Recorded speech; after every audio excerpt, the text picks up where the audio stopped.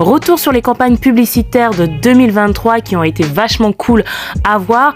Il y a notamment toutes celles qui ont fait appel à l'intelligence artificielle, comme la campagne pour les chaussures Bash. Et franchement, elles sont toutes pleines de créativité et j'ai vraiment apprécié celles qui ont utilisé l'intelligence artificielle. Celle qu'on a vachement vue, c'est celle-ci aussi de Jacquemus avec les sacs qui se baladent dans Paris, place Opéra, et qui ont été vraiment, qui a été super top. Il y a celle-ci de The North Face. Donc là, on voit Big Ben à Londres habillé d'une doudoune North Face.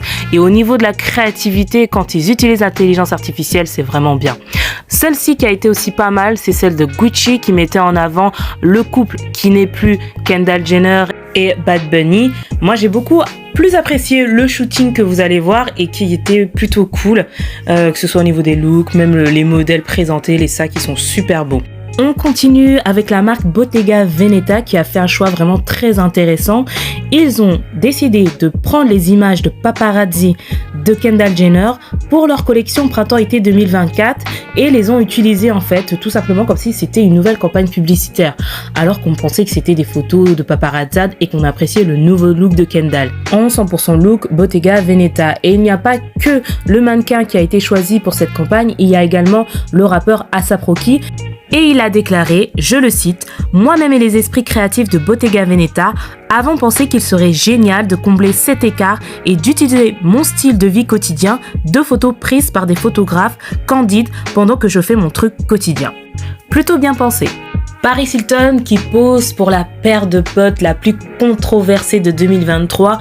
Qui l'eût cru, ces deux mondes opposés se rencontrent et la star de télé-réalité est habillée à la façon Kill Bill pour la botte en plastique MSCHF et je trouve que la campagne est plutôt bien réussie, hein. Ce mode karatéka lui va bien.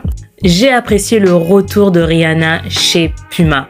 J'ai moins apprécié le modèle de paire, mais en tout cas j'ai vraiment apprécié le retour du duo de choc. Bon, pour l'instant, que ce soit la Creepers ou ce modèle-là, c'est pas ouf, j'espère qu'il y aura autre chose. On reste avec Rihanna, dont l'image est associée à la première campagne de Pharrell Williams pour Louis Vuitton. Il s'agit de la collection Homme Printemps-Été 2024 et elle met en lumière le sac Speedy, vous savez, le fameux sac à $1 million dont des diamants sont incrustés dans le cadenas. Et à cette époque, elle était encore enceinte. Et là, encore une fois, j'apprécie beaucoup plus le visuel du shooting photo que le visuel de la vidéo parce que là, on capte vraiment tous les sens de la campagne, que ce soit le sac et la beauté de Rihanna. Impossible de faire ce type de classement et de ne pas parler de la marque de Kim Kardashian, Skims.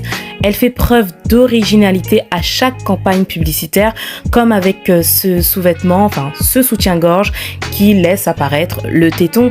On est dans une atmosphère très années 70 et à la limite du film classé pour adultes de cette époque-là. On aurait pu également citer sa campagne pour Swarovski, on aurait pu également citer la campagne du ski et j'en passe. Alors, quelle est pour vous la campagne mode de 2023 que vous avez préférée ?